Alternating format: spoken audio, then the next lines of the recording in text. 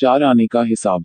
बहुत समय पहले की बात है, चंदनपुर का राजा बड़ा प्रतापी था, दूर दूर तक उसकी समृद्धि की चर्चाएं होती थी, उसके महल में हर एक सुख सुविधा की वस्तु उपलब्ध थी, पर फिर भी अंदर से उसका मन अशांत रहता था। उसने कई ज्योतिषियों और पंडितों से इसका कारण जानना चाहा, बहुत से विद्वानों से मिला, किसी ने कोई अंगूठी पहनाई तो किसी ने यज्ञ कराए, पर फिर भी राजा का दुख दूर नहीं हुआ, उसे शांति नहीं मिली। एक दिन भेष बदलकर राजा अपने राज्य की सैर पर निकला। घूमते घूमते वह एक खेत के निकट से गुजरा, तभी उसकी नजर एक किसान पर पड़ी। किसान ने फटे पुराने वस्त्र धारण कर रखे थे और वह पेड़ की छांव में बैठकर भोजन कर रहा था। किसान के वस्त्र देख राजा के मन में आया कि वह किसान को कुछ स्वर्ण मुद्राएं दे दे ताकि उसके जीवन में कुछ खुशियां आ पाए। राजा किसान के सम्मुख जाकर बोला, मैं एक राहगीर हूँ, मुझे तुम्हारे खेत पर ये 4 स्वर्ण मुद्राएं गिरी मिली, चूंकि यह खेत तुम्हारा है इसलिए ये मुद्राएं तुम ही रख लो। उद्धरण चिन्ह। किसान, ना ना सेठ जी, ये मुद्राएं मेरी नहीं है, इसे आप ही रखिए या किसी और को दान कर दें, मुझे इनकी कोई आवश्यकता नहीं।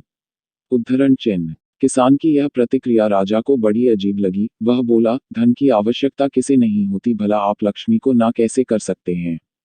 सेठ जी, मैं रोज 4 आने कमा लेता हूँ और उतने में ही प्रसन्न रहता हूँ। किसान बोला, क्या आप सिर्फ 4 आने की कमाई करते हैं और उतने में ही प्रसन्न रहते हैं, यह कैसे संभव है? राजा ने अचरज से पूछा। सेठ जी, किसान बोला, प्रसन्नता इस बात पर निर्भर नहीं करती कि आप कितना कमाते हैं या आपके पास कितना धन है। प्रसन्नता उस धन के प्रयोग पर निर्भर करती है। उद्धरण चिन्ह। तो तुम इन 4 आने का क्या क्या कर लेते हो? राजा ने उपहास के लहजे में प्रश्न किया। किसान भी बेकार की बहस में नहीं पड़ना चाहता था, उसने आगे बढ़ते हुए उत्तर दिया, इन 4 आनों में से एक मैं कुएं में डाल देता हूँ, दूसरे से कर्ज चुका देता हूँ, तीसरा उधार में दे देता हूँ और चौथा मिट्टी में गाड़ देता हूँ। राजा सोचने लगा, उसे यह उत्तर समझ नहीं आया। वह किसान से इसका अर्थ पूछना चाहता था, पर वो जा चुका था।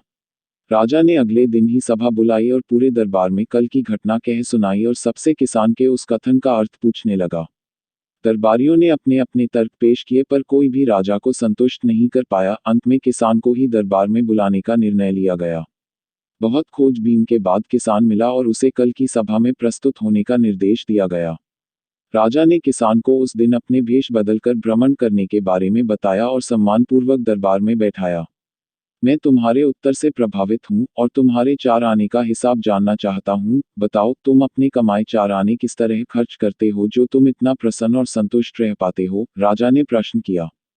किसान बोला, हुजूर, जैसा कि मैंने बताया था, मैं एक आना कुएं में डाल देता हूँ, यानी अपने परिवार के भरण पोषण में लगा देता हूँ, दूसरे से मैं कर्ज चुकता हूँ, यानी इसे मैं अपने वृद्ध माँ बाप की सेवा में लगा देता हूँ, तीसरा मैं उधार दे देता हूँ, यानी अपने बच्चों की शिक्षा दीक्षा में लगा देता हूँ, और चौथा मैं मिट्टी में गाड़ देता हूँ, यानी मैं एक पैसे की बचत कर लेता हूँ ताकि समय आने पर मुझे किसी से मांगना ना पड़े और मैं इसे धार्मिक, सामाजिक या अन्य आवश्यक कार्यों में लगा सकूं।